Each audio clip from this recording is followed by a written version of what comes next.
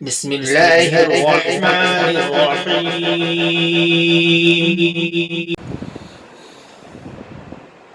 يا أيها الذين آمنوا أنفقوا مما رزقناكم من قبل أن يأتي يوم لا بيع فيه ولا خلة ولا شفاعة والكافرون هم الظالمون.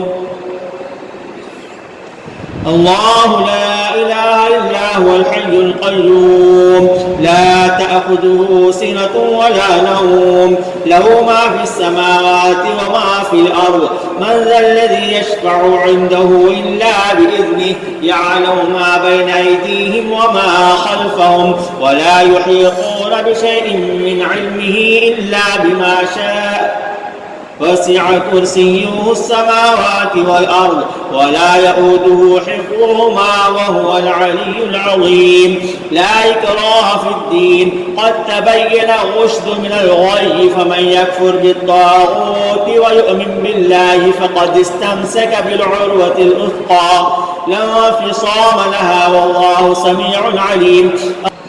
الله ولي الذين آمنوا يخرجهم من الظلمات إلى النور والذين كفروا أولياؤهم الطاغوت يخرجونهم من النور إلى الظلمات أولئك أصحاب النار هم فيها خالدون. ألم تر إلى الذي حاج إبراهيم في ربه أن آتاه الله الملك إذ قال إبراهيم ربي الذي يحيي ويميت قال أنا أحيي وأميت قال إبراهيم فإن الله يأتي بالشمس من المشرق فأت بها من المغرب فبهت الذي كفر والله لا يهدي القوم الظالمين. أو كالذي مر على قرية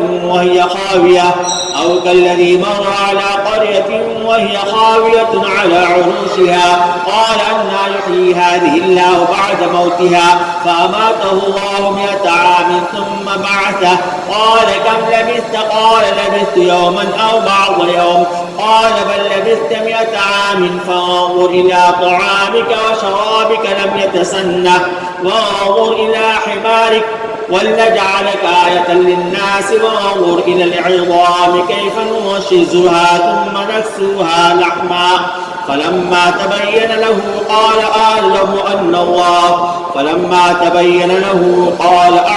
أن الله على كل شيء قدير.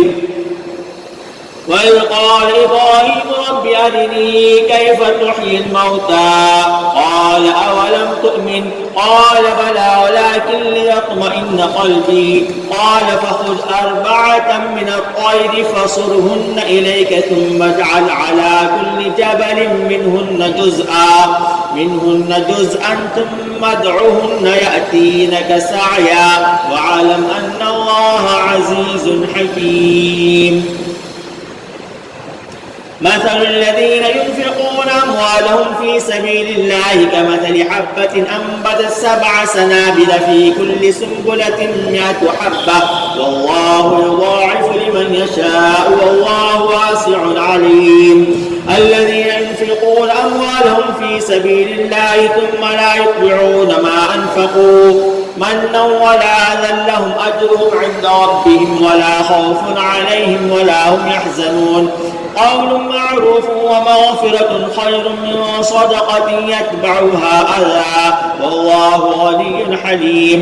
يا أيها الذين آمنوا لا تبطلوا صدقاتكم بالمن والأذى كالذي ينفق ماله رئاء الناس ولا يؤمن بالله واليوم الآخر فمثله كمثل صفوان عليه تراب فأصابه وابل فتركه صلدا لا يقدرون على شيء مما كسبوا والله لا يهدي القوم الكافرين. ومثل الذين ينفقون أموالهم ابتغاء مرضات الله وتثبيتا من أنفسهم كمثل جنة بربوة أصابها وابل فآتت أكلها ضعفين فإن لم يصبها وابل والله بما تعملون بصير. أيود أحدكم أن تكون له جنة من نخيل وأعناب وتجري من تحتها الأنهار له فيها من كل الثمرات وأصابه الكبر وله ذرية ضعفاء فأصابها إعصار فيه نار فاحترقت. كذلك يبين الله لكم الآيات لعلكم تتفكرون.